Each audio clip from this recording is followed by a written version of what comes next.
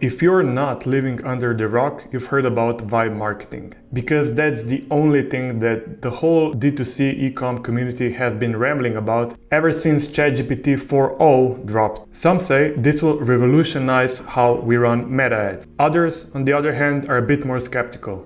So if you run meta ads, this video will be very relevant to you. First of all, what even is vibe marketing?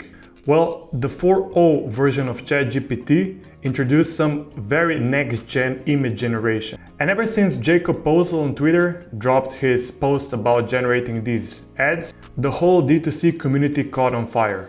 Because before, an ecom brand either had to produce the creatives in-house, which costs money, or they would have to hire someone externally, which also costs money. But now you can get amazing meta ads in just a few seconds or in just a few clicks. I tried creating some of these on my own and I was pretty surprised by the quality of the work. At face value, all of this seems really interesting, but here are some of my concerns. While these ads do look amazing, and while this does help you save a lot of time and money on creating these either in-house or externally, the only thing that actually counts is whether or not these ads will convert in the auctions. And by convert, I mean make you profit. Because now that the floodgates are open, every single brand is gonna start spamming you with this. And my hunch is that Meta won't exactly love AI content generated from external platforms. And I don't think us advertisers will get rewarded for AI content from other platforms in the Meta auction. And what I expect will happen is that imperfect, ugly, human-made content will actually start converting much better in comparison to AI.